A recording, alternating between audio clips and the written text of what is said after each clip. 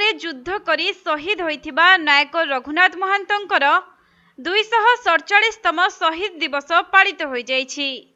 ତେବେ ବ୍ରିଟିଶ ମାନଙ୍କ ଅତ୍ୟାଚାରୀ ଶାସନ ବିରୁଦ୍ଧରେ ଜଙ୍ଗଲମହଲ ଇଲାକାରେ ଥିବା ବିଭିନ୍ନ ବର୍ଗର ଆଦିବାସୀମାନେ 1767 ମସିହାରୁ 1799 ମସିହା ପର୍ଯ୍ୟନ୍ତ ଦୀର୍ଘ ଦିନର ଗରିଲା ଯୁଦ୍ଧ କରିଥିଲେ।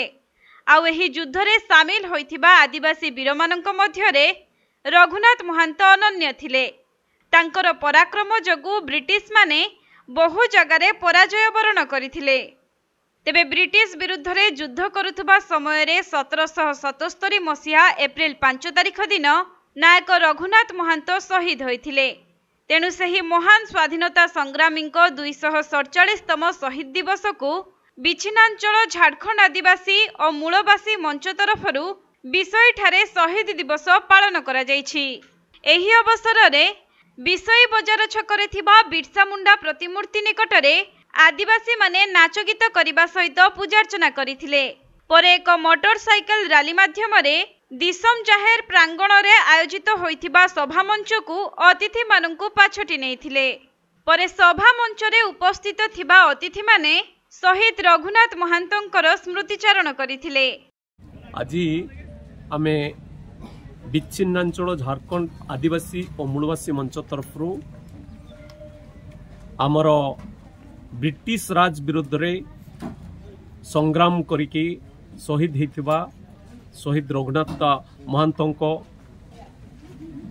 ଆମେ 247ତମ ଶହୀଦ ଦିବସ ପାଳନ କରୁଛୁ।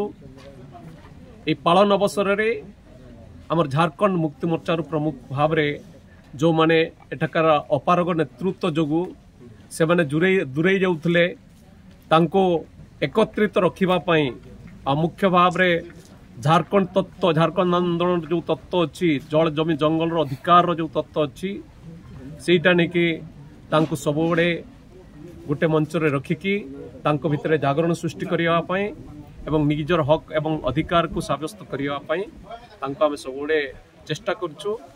ଆଜିକାର এই ଯେଉଁ ରଘୁନାଥ ମହାନ୍ତଙ୍କ ଶହୀଦ ଦିବସରେ ମଧ୍ୟ ଆମେ ଏକତ୍ରିତ ହୋଇଛୁ। ସେଥିପାଇଁ ମୁଖ୍ୟ ଭାବରେ ଯେଉଁଟା ଆମ ବହୁତ ନିକଟରେ ଆମର ସାଧାରଣ ନିର୍ବାଚନ ଆୟୋଜିତ ହେବାକୁ ଯାଉଛି, ତେଣୁ ସେହି ଅବସରରେ ଏହି ଯେଉଁ ମଞ୍ଚର କର୍ମକର୍ତ୍ତା ମାନେ କିମ୍ବା ଯେଉଁମାନେ ବି ୟା ସହିତ ସମ୍ପୃକ୍ତ ଅଛନ୍ତି ସେମାନେ କେଉଁ ଭଳିଆ ପଦକ୍ଷେପ ନେବେ ସେଟା ମଧ୍ୟ ଆଲୋଚ୍ୟ विषय बर्तमान तेरे 2024 निर्वाचन को नहीं भाई कौन कहे आपको नहीं जो आशा कल्पना समस्त रही देखो व्यक्तिगत भाव में जो मैंने भी मो सहित संपृक्त थे झारखंड मुक्ति मोर्चा रे बर्तमान विच्छिन्न होकर अच्छा से अलग होकर रही से मतामत तो मुझे उचित मन करेंगे एवं से जदि कहे कौ दलू लड़ाई से लड़ाई प्रस्तुत और से माने जदि कहे स्वाधीन भाव में लड़ाई ताले स्वाधीन भाव में लड़ाई प्रस्तुत।